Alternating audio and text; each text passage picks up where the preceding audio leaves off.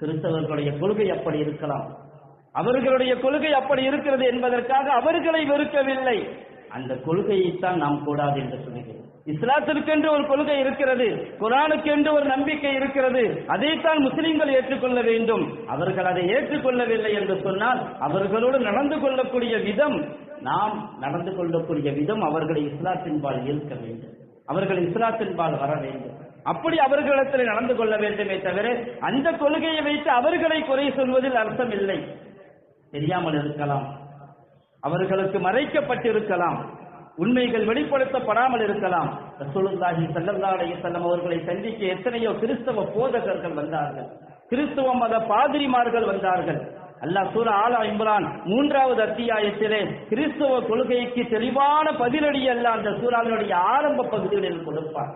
ஈசா அலைஹிஸ்ஸலாம் அவர்களை பற்றி நஜ்ரான் நகரத்திலிருந்து, ஏமன் தேசத்தில் இருக்கக்கூடிய நஜ்ரான் நகரத்திலிருந்து ஒரு குழு வந்தது ஸல்லல்லாஹு அலைஹி வஸல்லம் அவர்களிடத்திலே பேச்சுவார்த்தை நடத்துவதற்காக.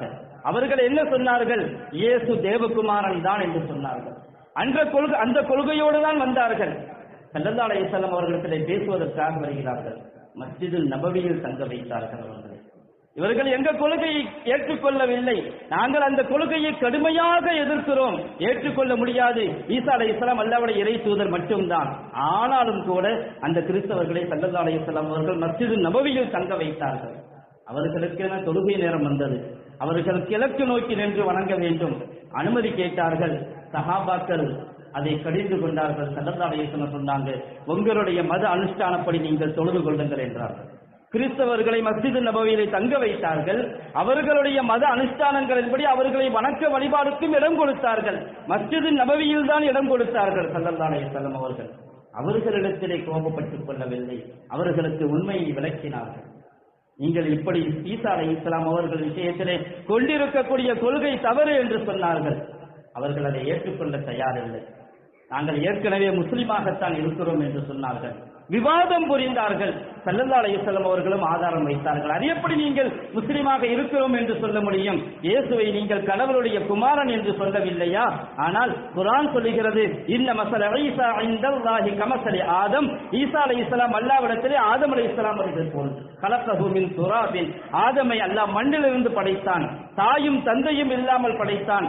அல்லாஹ் ஈசா அலைஹிஸ்ஸலாம் அவர்களை தகப்பன் இல்லாமல் படைத்தான். குர்ஆன் அப்படி அல்லவா சொல்லுகிறது. கடைசி வரையிலும் அவர்கள் ஏற்றுக்கொள்ளவில்லை. ஸல்லல்லாஹு அலைஹி வஸல்லம் அவர்கள் எவ்வளவோ சொல்லி பார்த்தார்கள், கடைசி வரையிலும் ஏற்றுக்கொள்ளவே இல்லை. கடைசியாக ஸல்லல்லாஹு அலைஹி வஸல்லம் சொன்னாங்க, நான் சொல்வது உண்மை, நீங்கள் ஏற்றுக்கொள்ளவில்லை என்று சொன்னால் முபாஹலா செய்யலாம்னு சொன்னாங்க.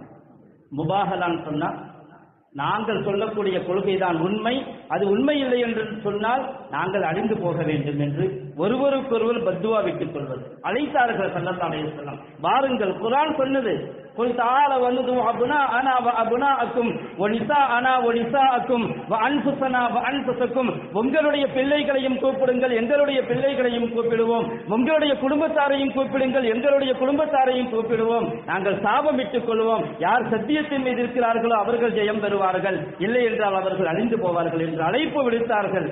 ஆனால் அவர்கள் வரவே இல்லை. அதற்கு பிறகு ஸல்லல்லாஹு அலைஹி வஸல்லம் அவர்கள் மதத்தின் மீது, இஸ்லாத்தை ஏற்றுக்கொள்வதன் மீது அவர்களை நிர்பந்திக்கவில்லை. நீங்கள் எங்களுக்கு வரி செலுத்துங்கள், உங்களுடைய உயிருக்கும் உடைமைக்கும் நாங்கள் பாதுகாப்பு கொடுக்கிறோம் என்றார்கள் ஸல்லல்லாஹு அலைஹி வஸல்லம். இதுதான் இஸ்லாத்தின் நடைமுறை. கொள்கை அளவில் எங்களுக்கு இஸ்லாத்தினுடைய கொள்கை தான் சரி. அதே சமயத்தில் நடப்பிலே அந்த எதிர்ப்பை காட்டக்கூடாது, மக்களிடத்திலே அந்த எதிர்ப்பை காட்டக்கூடாது. அவர்களிடத்திலே நம்முடைய அக்லாக்கை கொண்டுதான், அவர்கள் ஏற்றுக்கொள்ளாவிட்டாலும் பரவாயில்லை. இன்னைக்கு நஜ்ரான் இஸ்லாமிய பகுதியாக இருக்கிறது என்பது வேறு விஷயம். இஸ்லாத்தை எடுத்துச் சொல்வதுதான் நம்முடைய பொறுப்பு. அதற்காக ஸல்லல்லாஹு அலைஹி வஸல்லம் அவர்கள் கவலைப்பட்டார்கள்.